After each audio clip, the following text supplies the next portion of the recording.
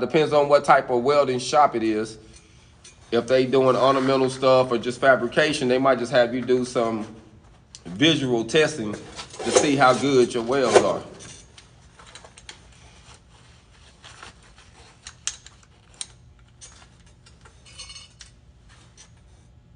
Just remember the basics, fam. Remember your basics. Don't switch it up. I had a student today was testing, and we got into it. We was practicing, and we got into the test, and I was telling them how you want to do the same thing you was doing when you was practicing. Like he was running killer beads, like killer. And soon we jumped in the test, fam. It looked like it was a whole new person. I said, hey, man, what's your middle name? He told me a different name. I said, I guess he did this, didn't he? Because I know you didn't do this. I was messing with him, but fam, don't get the anxiety of a test. Now, do keep this in mind. If you're running a straight bead on the plate and you're running it good, and now you got a groove, remember that weld is sucking into the walls too. So you might, like if you was going so many seconds, just say if you was going 3 seconds, on your speed here, but when you get ready to do this, you might have to slow down to 5. You might have to go a little bit slower because you got sidewalls now. You want to make sure everything is spreading. You always want to make sure it's spread. So you want to watch your puddle, and then you want to pay attention to how the weld is spreading. No, I'm actually right-handed, but I do both, fam. I've been in situations where sometimes I weld like I'm left-handed, but I'm actually right-handed.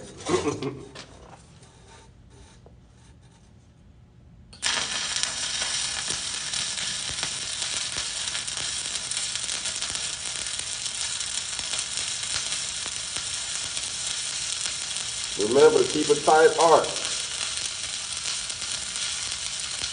You staying on the toe of your previous weld.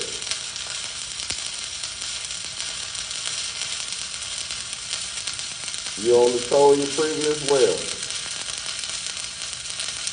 Just walking the part. Just making sure you can see everything. See it tying in good. See it spreading. In some spots you might see where it's a little ditchy, you got to slow down.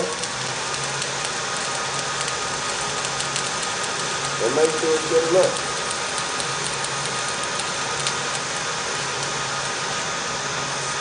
See, that one I got a little shorter because I had a little spot. I wanted to make sure I slow down. Because you got to prepare for your next weld, fam. No, I'm just dragging it, fam. I'm using the miller over here right now.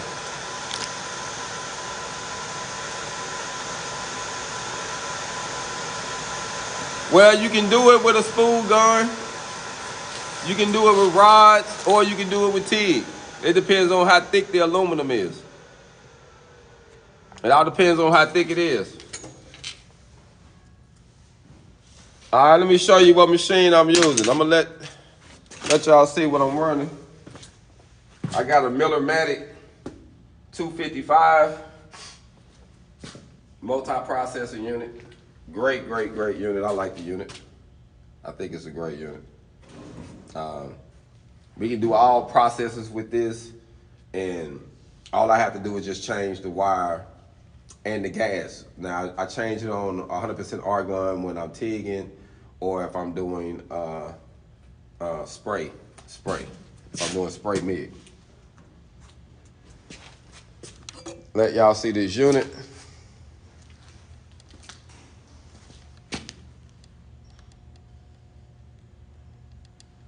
And I also wanted to show you something real quick on the career, because someone said something, and I still got that up here. You know what? I don't have it up no more, do it? So don't. I wanted to show y'all something, but I think I moved it, and I did. I had this deal in here on the careers, and I think I moved it to a different area, but oh, here we go. Check this out. So who was I talking to about the 2-year college? Okay, check this out. This is how you can start. This is like your roots. Bam. You can see just a private service, just learning from a high school, from a 2-year to a 4-year to a graduate and a PhD in welding. Now, this is going to be a little bit more. I think this is going to be like 6 to 8 years, 6 years, 5 years, a little bit more. But this is like I say, this is more extended. But it all depends on what you're doing. If you're building machine work, or if you know what I'm saying, like engineering is going to be more in depth when it comes. So, but it's doing the associates, no. If I'm going, before I do this, I go straight to this, in my personal opinion, because you can get this from this. You know, high school, it ain't gonna give you the full deal, but other courses that connected, you got good courses, but you can get private programming. But before I take a 2-year, I go and just jump in there and be and get my bachelor's degree in engineering, if I had to pick between the two.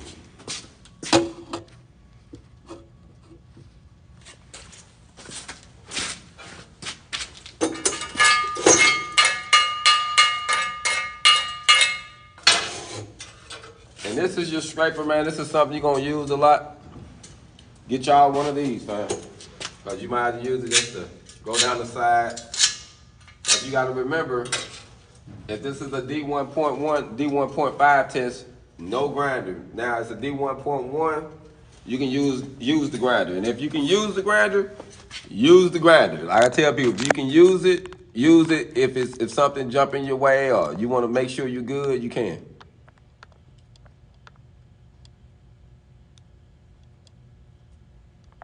Okay. Yeah. I go back to that poster here in a second, too. Make sure you get it. I go back to it here in a second, too.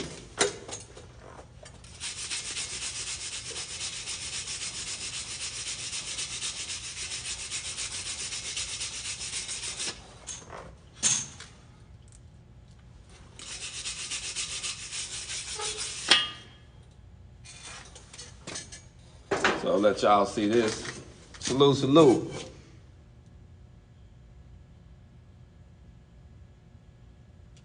The main thing is your angle, fam.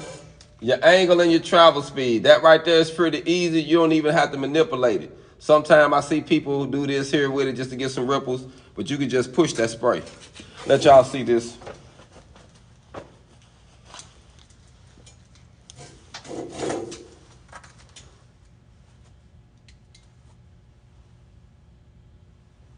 Let's say you got to tie, you see how it's cutting. 1, 2, 3. Literally cut them in half.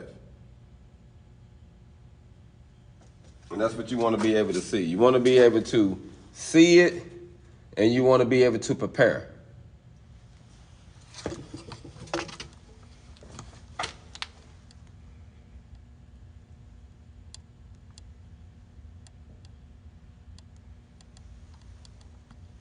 And family, stick welding is an art.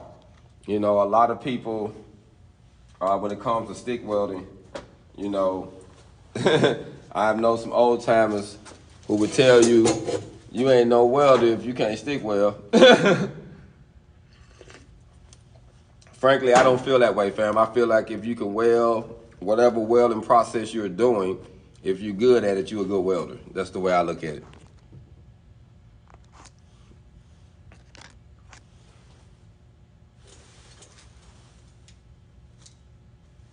Somebody just said I got some undercut. Ain't no undercut in there. You don't even know. You know what? Just because it ain't no undercut in there and let me know you don't know what you're talking about, I'm blocking your ass. I'm telling you, fam. I'm telling you. One thing that you don't do, if you want some good advice, if you want someone to help you, don't come into the chat or come into the person that you're trying to get to help you acting like you know everything. Don't just throw things around because you heard the terms. If you don't know what it means, it's going to make you look stupid. And just like going to a job telling them you can weld something and you know you can't do it. Don't put yourself in no situation like that. And if you want someone to really help you, come to them humble, fam. Pay homage. And that way the old schools and those who got the game can give you the game. But if you come with your chest out and you act like you the big chicken, he going to let your ass go in there and suffer. Bye. But figure it out then. You know what I'm saying? Ain't nobody going to want to give you advice if you think you know everything. All you have to do is to stop it Watch your heat settings and slow down, fam. Your travel speed is going to help you do all of that. Your travel speed. What you said, fam, sometimes you just got to listen, fam, get the game. But don't come into the chat acting like you know. Because this brother, whoever that was, and I have a lot of time, people just dive into that just because they heard terms and, oh, that look like so-and-so. That ain't even what that is. So at least come into the situation. If you're going to say what something is, at least know what it is for real. And then I say, hey, you're right. That's what it is. You know what I'm saying? But if you're not, you know, what is undercut? Undercut. Great, since we on this discussion.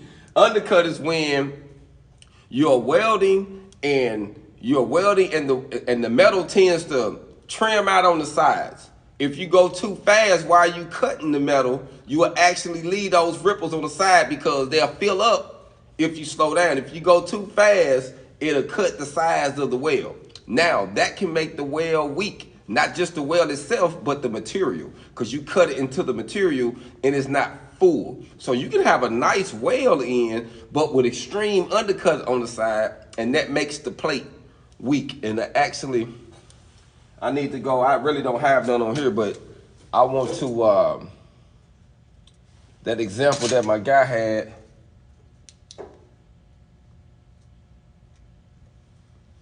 really, I'm gonna have to find, hold up for a second. I'm finna go get something.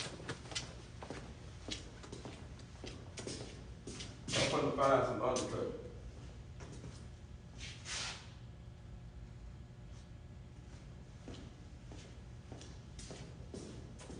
I might have to look a little bit because I got these plates over here.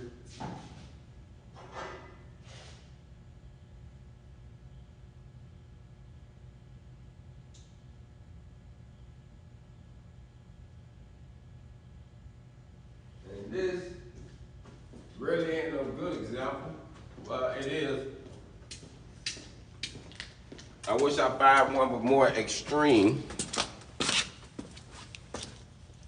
So on here, this is like a T-joint someone was doing. I think this was probably out of my first class. This is an old piece. And on the side here, right over here, when he's putting this weld in, he cut it over here. He got some cut over here. Now, and over this side.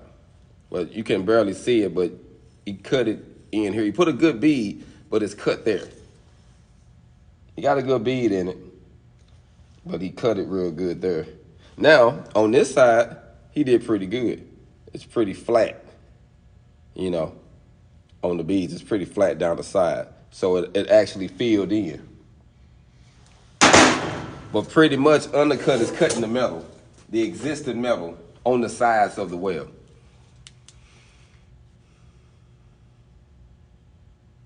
For my root pads, I use zigzags, real tight zigzags. Real tight zigzags, that's what I do. Side to side zigzags.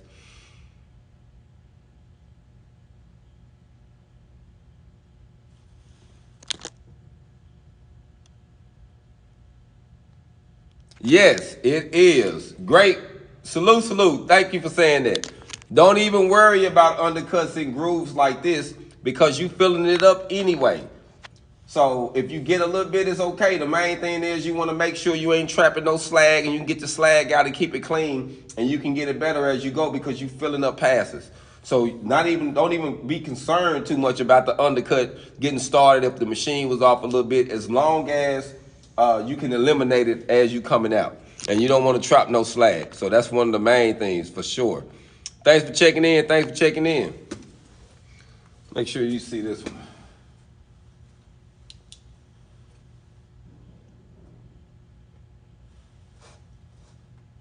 There's no undercut in that, fam.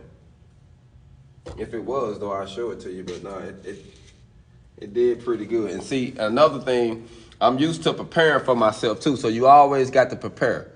Always prepare, fam, for your next weld. I've been welding now 22 years, knocking on 23 years.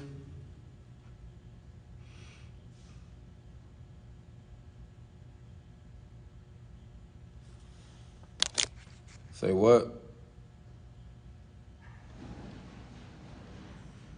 Okay, if you're using the 8, it all depends on what position.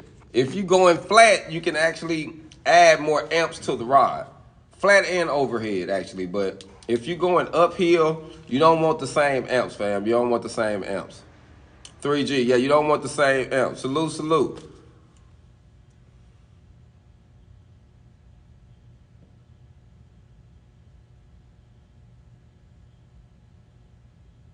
Salute, salute. Thanks for checking in, fam. Thanks for checking in. Yo, what up, fam? Okay, you're going to be a fitter helper, and you can learn how to weld, too, while you're helping. So the main thing, fam, you want to do when y'all doing this, fam, is to take your time. Like I say, today, I actually just wanted to go live briefly and give y'all a couple tips and make sure I come and check in with the fam. Yeah, I've been running beads already. I'm running a 1-inch plate.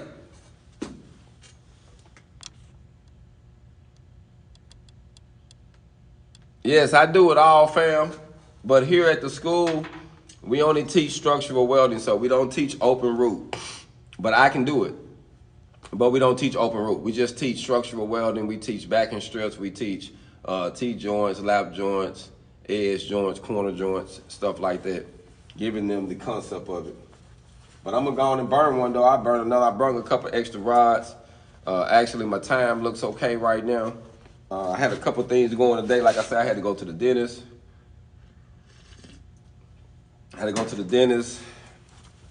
Class this morning. It's been a day, fam. I'm working on relocating and moving. So I got a lot on my plate right now. But let's dive back into this.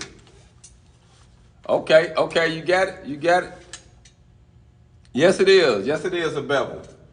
I don't know the full degree on this because it was pre-cut, so I don't really know what the degree was on it. But I can look it up for next time and tell you, though. I don't really know what the degree was on it.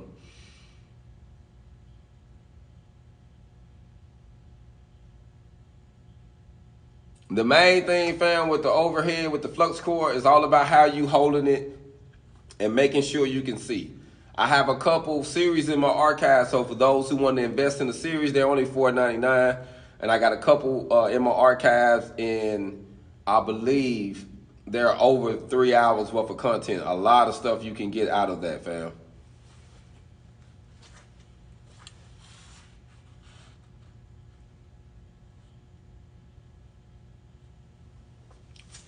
Overhead, what are you doing? You doing stick when you're doing it, or is it a wire, or what? Flux what?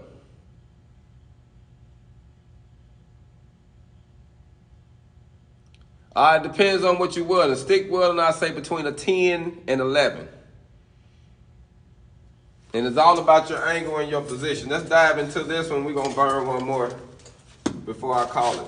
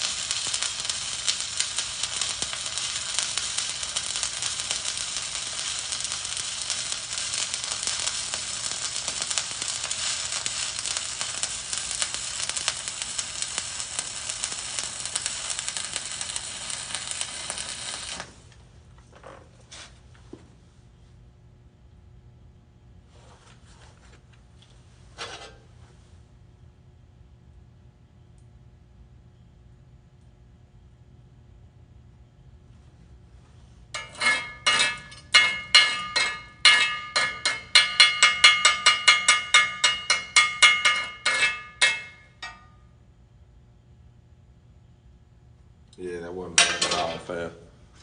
I got it in my thoughts then.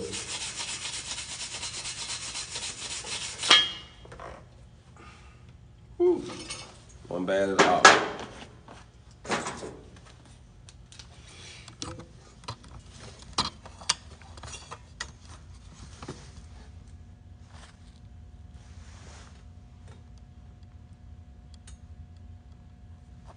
Now we're going right beside that one. And so you're always preparing for your next one.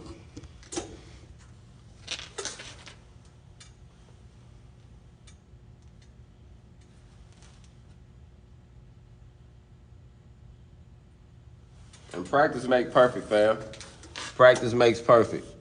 The goal of doing these exercises, fam, is the more you do them, the better you're going to get with your procedure. What's going on? How can I help you?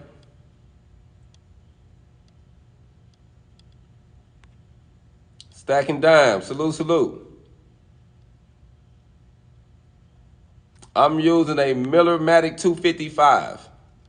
It's an excellent multi-processor unit. Yes. Yes, I do. Miller-Matic 255. Yes, I am actually 3G certified, and I got my certs over there on the desk because I actually had to call AWS today because they forgot to resend me my cert and they remailed it back out to me. So I'm actually D1.1 certified for bridges, and I'm also pipe certified in the 6G, half-inch pipe. But I'm gonna keep it real with you. I used to try to have certain certs in my pocket, but when you're working for companies, they're gonna always have you retest all the time. I do a lot of field welding, so the only one that I have kept in my pocket has been my stick certs and flux core. Them two that I had kept, like my flux core uphill and overhead, and my stick cert 6G. I keep those up. Those are the ones that I keep in my pocket because I normally I can always get a bag with them. You know what I mean? So if I got that in my pocket, I can always jump on the bridge with my D1.1 vertical, 1 inch unlimited plate, and then I have the 3G stick. I mean the 6G stick for pipe, and then I have the flux core uphill and overhead for construction and stuff like that. Yes, always, fam.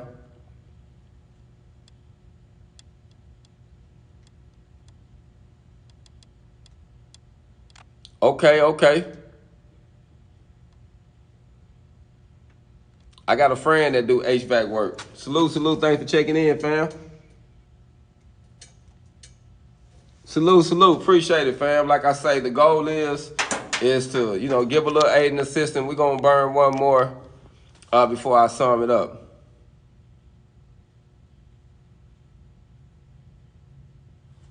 Nah, you don't see a lot of us in the field, family. You don't see a lot of us doing it, or teaching, or teaching a person how to win. So that's why I had stated a while back that I wanted to be the face or of the numbers rising in the welding community. Like I really wanted to be the face to motivate people to dive into the course, not only my people, but anyone, but especially people that look like me, because the numbers last time I checked, they're up a little bit. It went to 9.8% this year.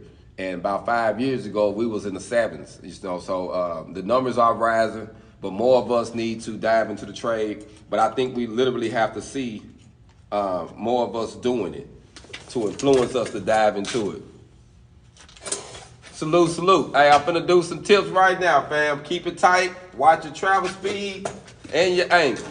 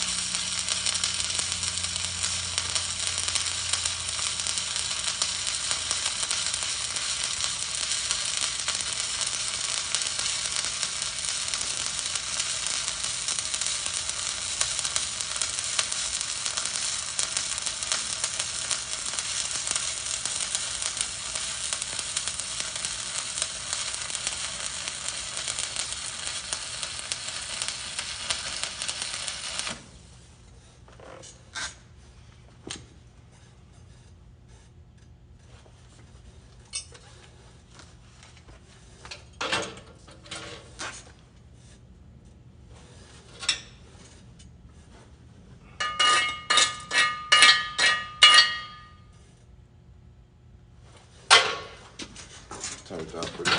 Oh, shoot. I didn't pick it up and threw it away.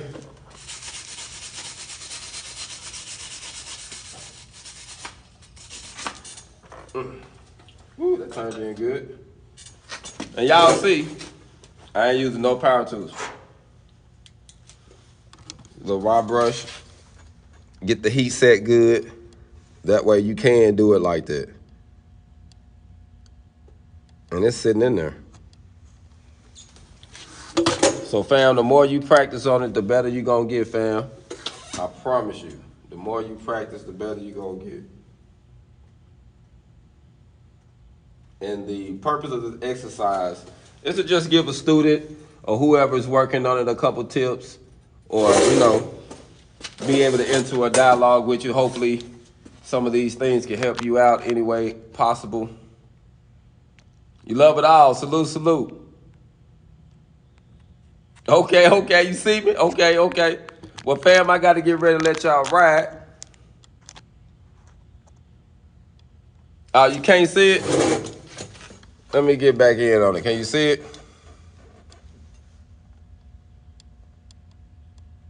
And we just been running stringer beads, family, with the 7018 330-second rods. That's what we doing today. And tomorrow we might come back with a different one. We got some ways to go to fill this up, so we're gonna actually fill this whole coupon up and give tips as we go. Just remember your contact with that MIG. You want to at least keep a 3/8 stick out.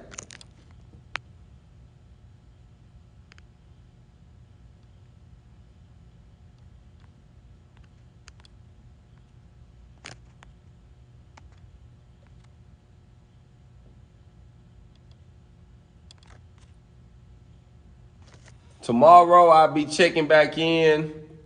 I got a class in the morning. Tomorrow evening, I actually got some things going. Normally, I try to do about 4 o'clock in the evening, but tomorrow I'm gonna do a AM class. So I'm gonna say it's gonna probably be about 9:30, 10 o'clock, and we might have another evening class at 4. But if I don't show up at 4, y'all most definitely will see me around 9:30, 10 o'clock. But I think I got some things I gotta do, so I gotta go out of town. But let me let y'all go, fam. Y'all be blessed. Continues to prosper. I appreciate everybody for going live with me on YouTube, live with me on TikTok. Make sure y'all subscribe to Your Welding Coach on YouTube and Hog On University on YouTube. And for those who want to send me photos, it's Hog On University and Your Welding Coach on Instagram. So y'all be blessed. Continues to prosper, fam. I'm out this thing, man. Y'all be good.